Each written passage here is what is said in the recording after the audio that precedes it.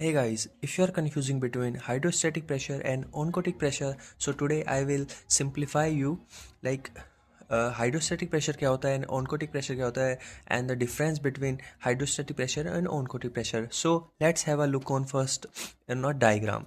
Like hydrostatic pressure which is caused by blood pressure and जो oncotic pressure which is caused by protein and albumin. Okay, so hydrostatic pressure O means out, so hydrostatic pressure means push out, and oncotic pressure there is on, so on means in, so oncotic pressure pulls in, so which means this is our vein. Okay,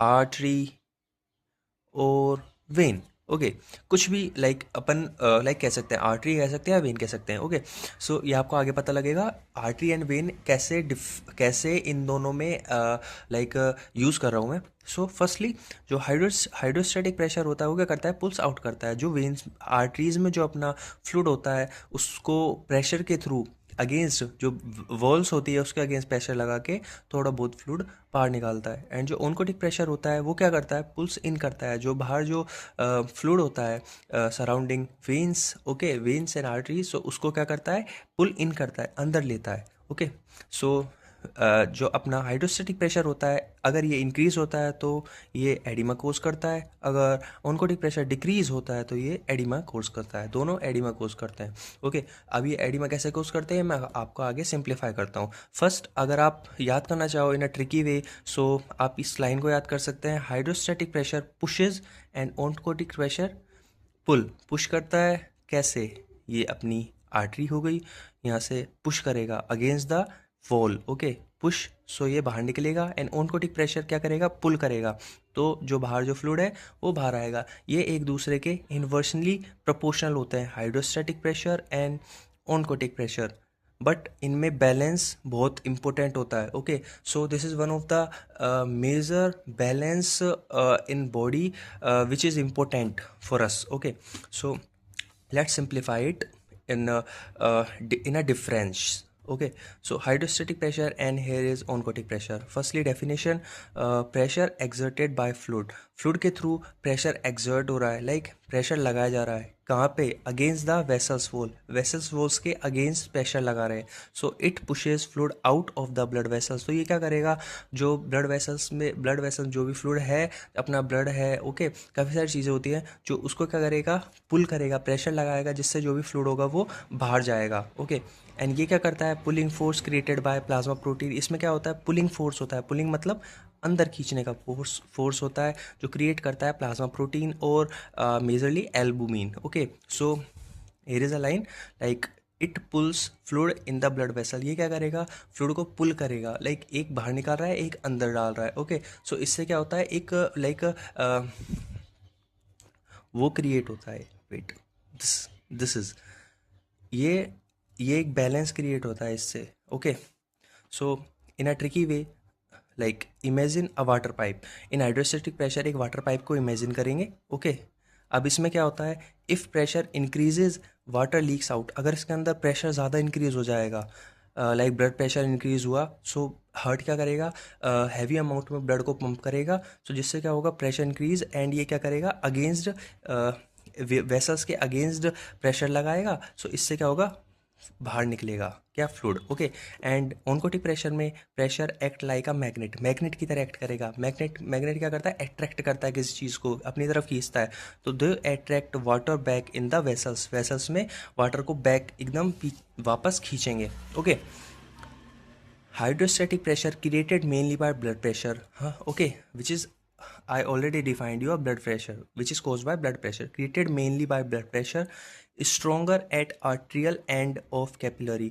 ये strong होता है, like strong होता है arterial end of capillaries में. कैसे होगा, इसमें pressure increase कैसे होगा, अपना ये heart है. ओके, सो जब इसने पंप किया तो ये आउटा के थ्रू सारी आर्टरीज में चले गया. सो ये है, इसमें इससे क्या होता है, जब हार्ट पंप करता है, ओके, सो ये एक मेजर ऑर्गन है जो हेल्प करता है प्रेशर को इंक्रीज करने में. But in opposite, oncotic pressure में इसका अपोजिट होता है. ओके, ये क्यों होता है, mainly due to albumin, albumin के थ्रू होता है. ओके, एल्बुमिन क्या करता है, पुल करता है. Okay, and stronger at venous end, और ये स्ट्रोंगर होता है वीनस एंड में. कि कैसे होता है, वहाँ पे तो कोई प्रेशर ही नहीं होता।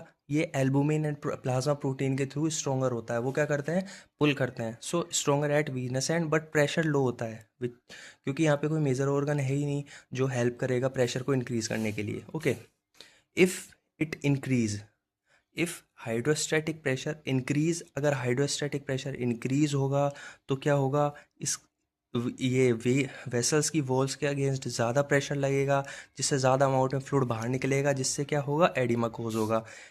इफ़ इट डिक्रीज, इसमें आपको ध्यान रखना है, इसमें इंक्रीज होगा तब एडिमा होगा, इसमें डिक्रीज होगा तब एडिमा होगा।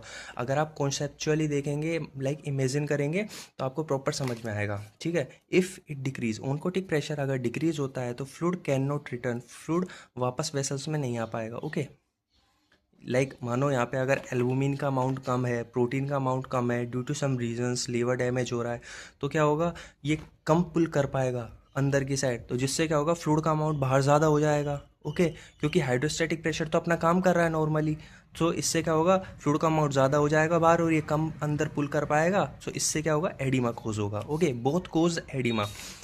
अगर मैं आपको एग्जाम्पल वे में बताऊँ तो like see, if heart failure, तो हार्ट फेलियर में क्या होता है, लाइक दो टाइप का हार्ट फेलियर होता है, left sided and right sided.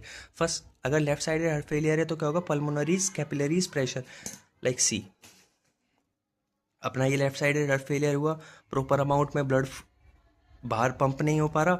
सो पहले तो लेफ्ट वेंट्रिकल में भरा, लेफ्ट एट्रिया में भरा, देन अपनी पल्मोनरी आर्टरीज में भर जाएगा, देन क्या होगा, अपने जो लंग्स है, लंग्स में चला जाएगा। इससे क्या कोज होगा, जहाँ पे लंग्स में क्या होगा, फ्लूइड लीक होगा और क्या होगा, पल्मोनरी एडिमा कोज होगा। एंड जो अपना राइट साइडेड है उसमें क्या होता है, अब राइट साइडेड अपनी राइट वेंट्रिकल में फिल हुआ, क्योंकि आगे पंप ही नहीं कर पा रहा, क्योंकि हार्ट फेल हो गया है।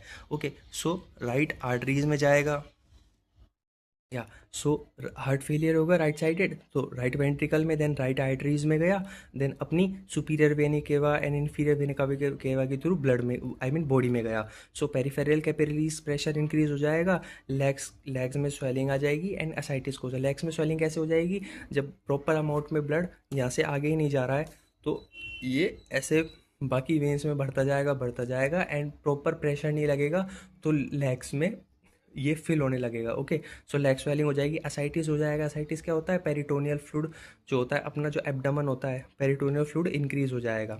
Okay, and in in oncotic pressure, example liver damage.